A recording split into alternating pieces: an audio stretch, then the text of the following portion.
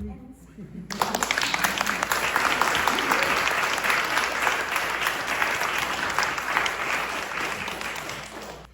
now I'm going to tell you a little bit about my inspiration.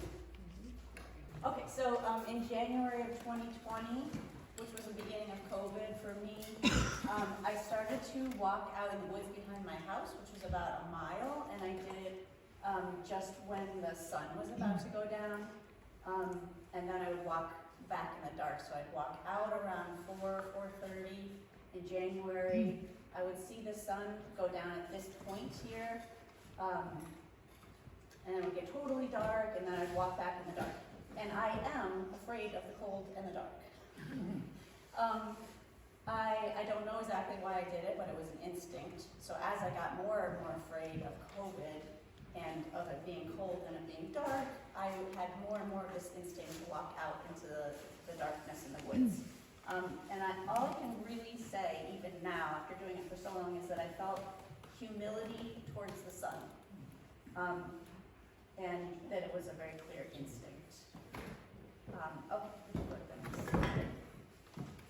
So all along I've been drawing an accordion book, and they're drawings and letters to my teacher and mentor who passed away. Her name is Margaret Grimes, and she used to wake up very early and paint the sun rising through brambles and trees with little tiny, pieces that would light up.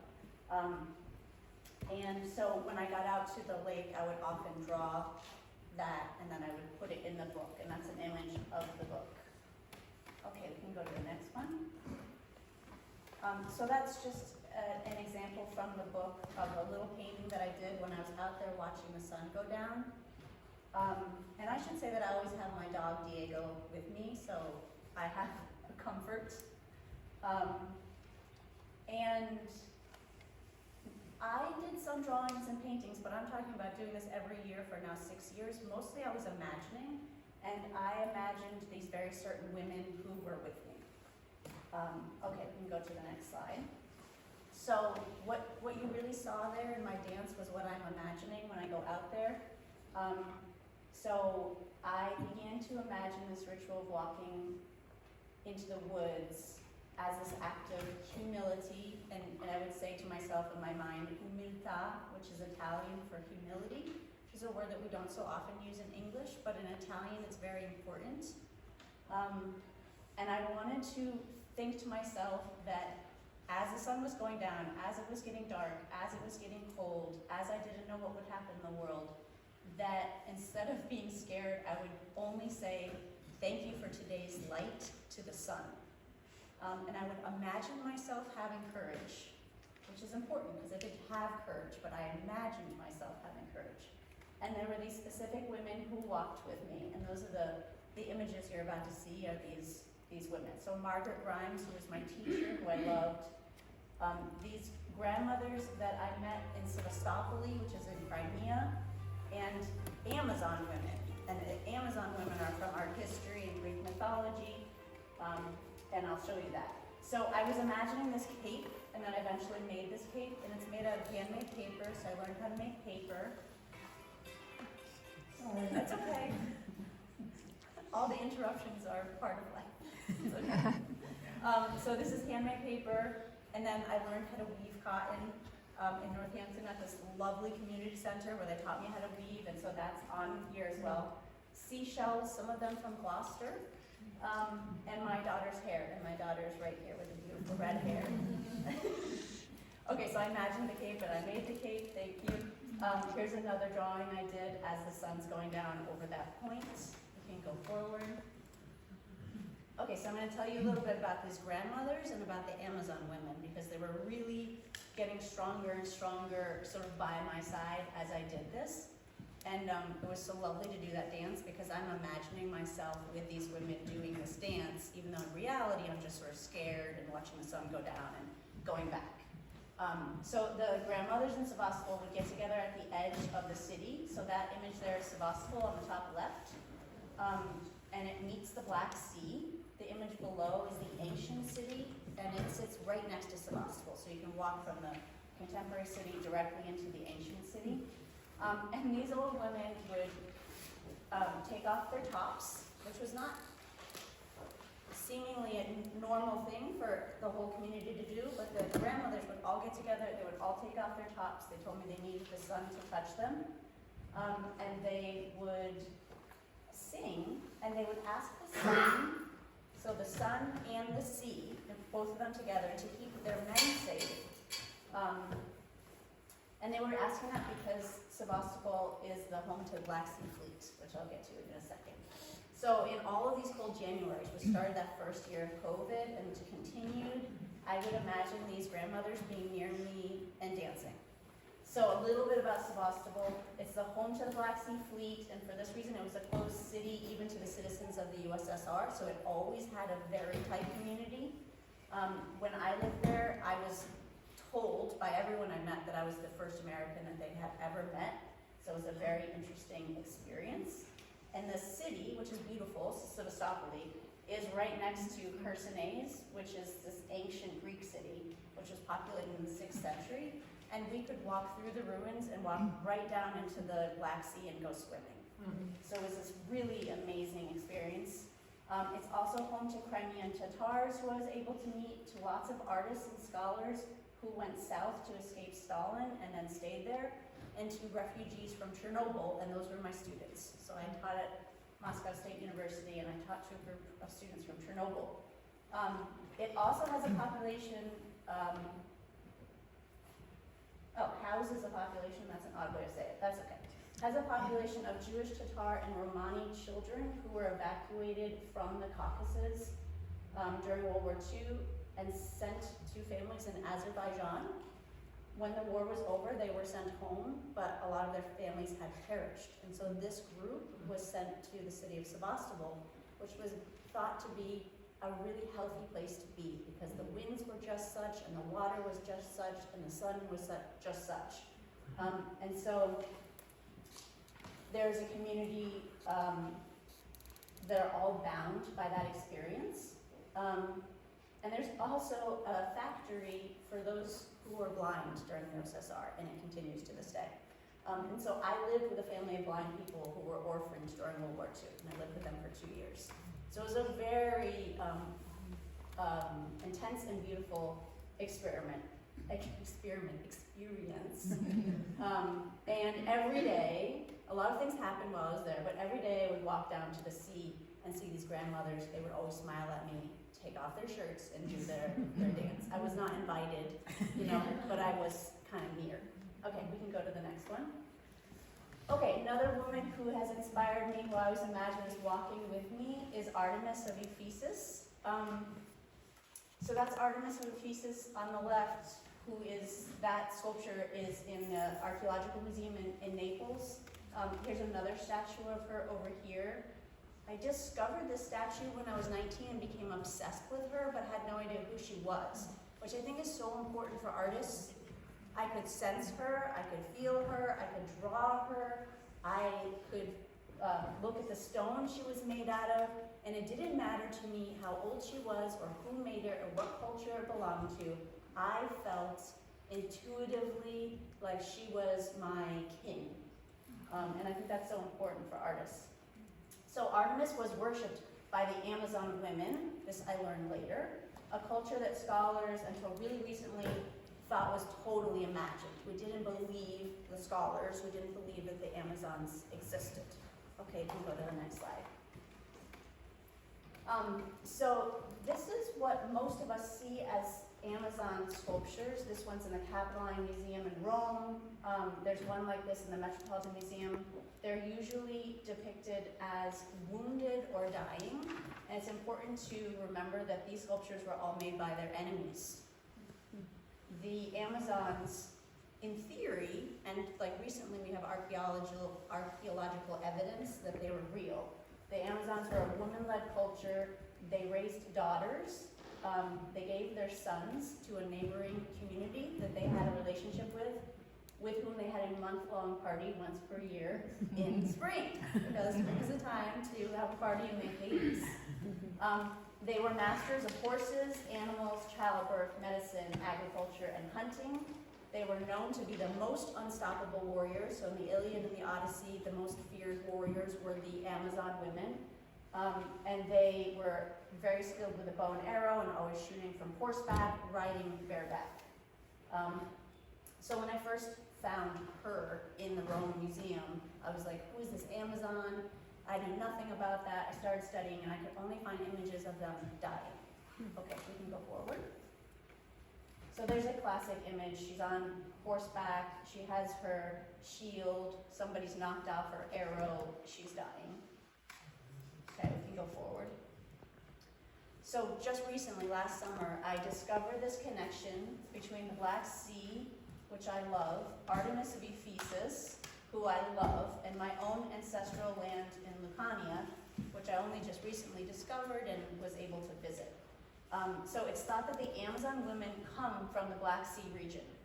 And scholars have found these large burial sites of all women with all of their regalia, and their bows and their arrows and everything for their horses.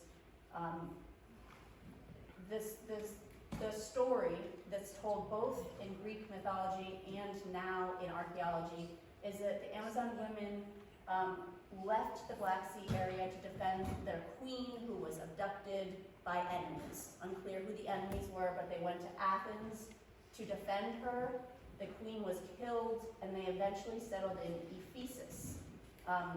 So Ephesus, which is here,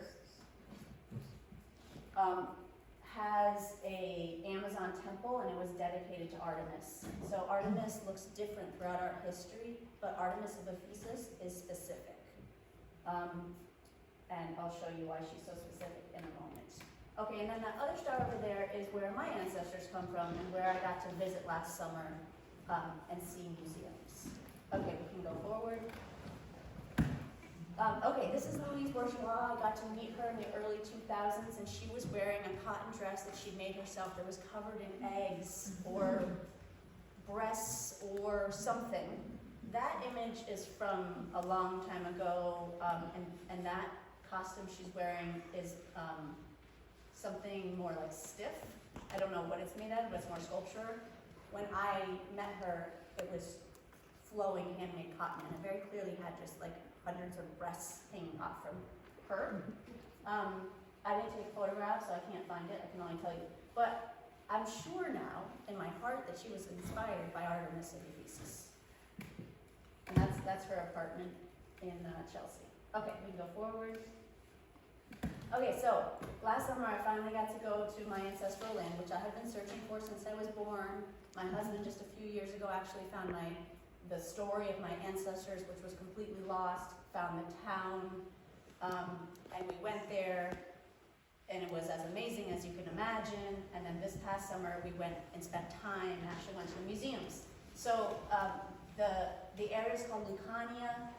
Its contemporary name is Basilicata, and I visited 2 museums that are very local, and they're just full of Amazon women. I was completely shocked. I was ready to see Roman stuff. I was ready to see ornate Italian stuff, Renaissance stuff, but no, this was ancient Greek and earlier versions of something that looked very much like Amazon women or Artemis women. So many of them are labeled, but not all of them, but they were all a single independent woman, often with a child or an animal, very often with wings or a bird somewhere on her, sometimes on a horse, sometimes holding an animal, usually very strong, round, graceful, capable, and in action. And the best part is they were nearly all happy. These were suddenly joyful images of these women with their bows and arrows and their animals and their friends. And I should just side note, they didn't seem to hate men in the slightest. The hating men situation, where if you've read a lot about Amazons, there's some kind of translation that they were man-eating or man-hating. I cannot find any evidence of that. There's images of them with whole communities, including men. So I think that the idea was simply that they were capable of running their own communities. This is what I can see from looking at the images. Okay, you can go forward. So just more more images for you just to see Artemis. She's often called Diana, that's the Romanized version, but they're copying the Greeks, and the Greeks, in fact, were copying an earlier culture. So here's two images of Artemis / Diana. You can see that she's strong. She's usually in barefoot. She usually has some kind of crown. Okay, you can go forward. And this one is actually created in Lucania, and this is like a lot of the images that I saw. So she has wings. She has either a soft V-shaped hat or like a flat-topped hat that has animals on top of it. She's always riding bareback, and she's, in my view, joyous. And there were just so many. I was in a museum like the size of the Met with nobody in it, just full of these sculptures and images, and I was just like, oh my God, I'm home. I give you a little history. This was created in 300 BCE. The indigenous people from Lucania, where my ancestors are from, partly came from Tunisia, so northern Africa, and partly Anatolia, exactly where Ephesus is. So you can see there's a really clear connection. Okay, can you go forward? So here's me in the museum. This is my happiest place. I'm drawing in the museum, that's the drawing. And there's no sign that says it's an Amazon, it's just that they're everywhere. And you can really tell because she's barefoot and has this cone-shaped hat. Okay, we can go forward. These are images of Hera, so not Artemis, but Hera. But also very similar. So in this image over here, she's got her flat-topped hat. They often have braids, and she's holding an animal.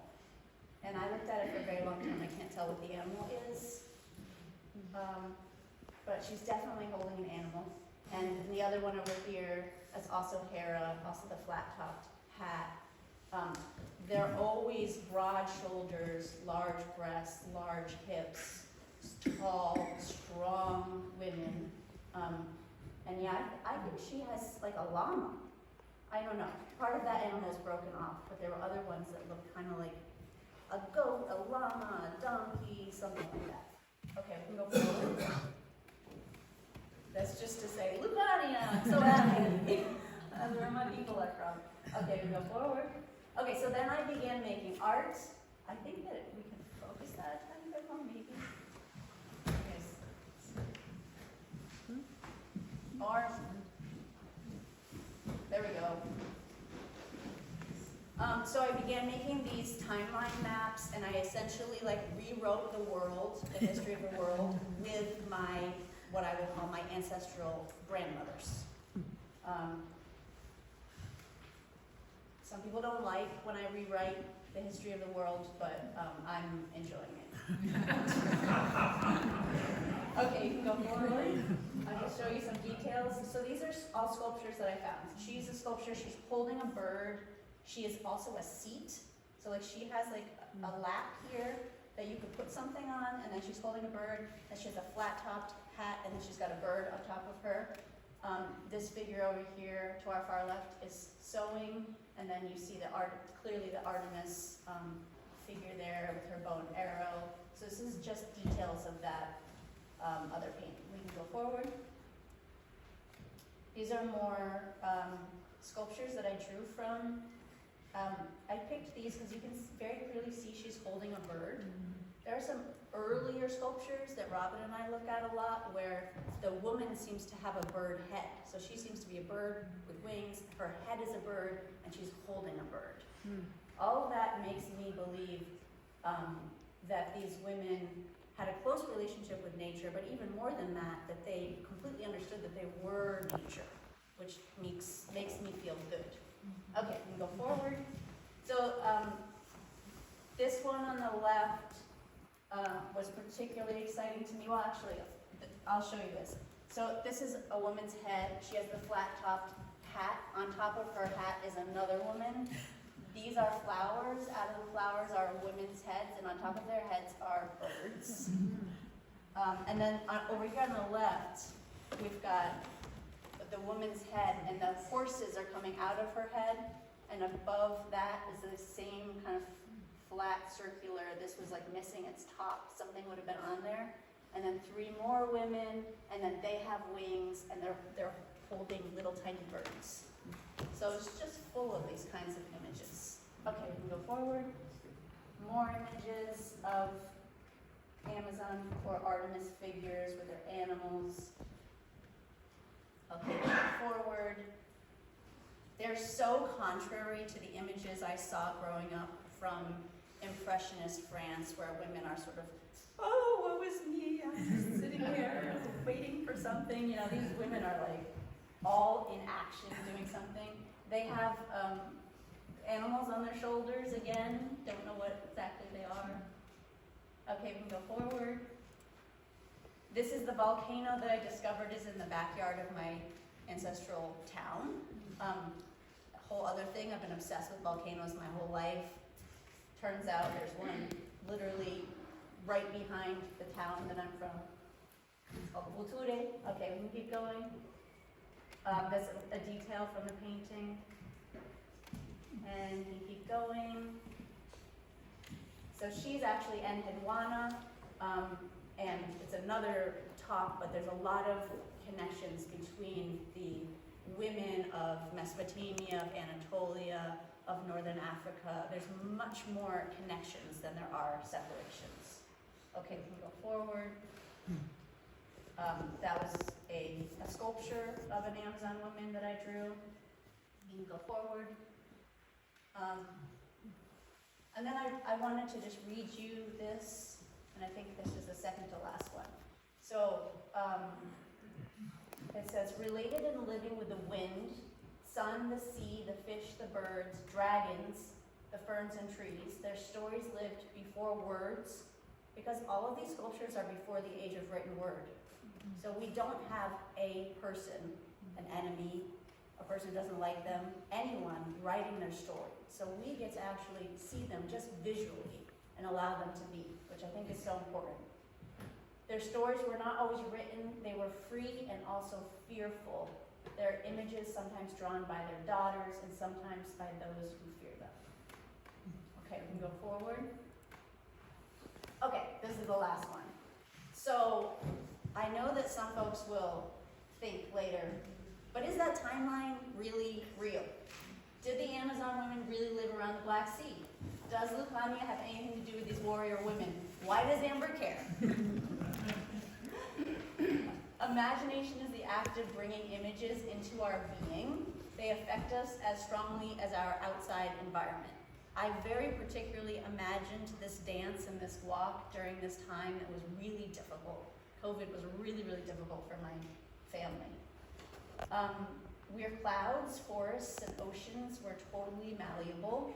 I'm creating a world through images that I believe is more kind, more joyful, but also possible. It's at least more possible than believing that there's a God who is a man that birthed a world. Or that women were always oppressed, because both of these things don't make logical sense to me.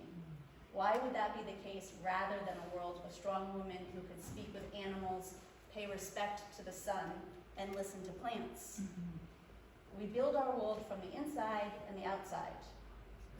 So for example, the dog is Diego. You can see in the middle of that painting, and that's my real dog. She's waiting for us at home. The rabbit is Bun Bun. This is my real rabbit that I got when I was 7. She was a wild rabbit, and she bit everyone except for me. So I got to keep her, and I carried her around for like 10 years straight. The palm tree is totally imagined, and the woman with wings is from art history. So what part is real and what part is not real is all mixed up. But the reason for doing it is to create this joyful part of my life, and hopefully my friend's life, as an anecdote to a world that's not always joyful. And that's the end of the story.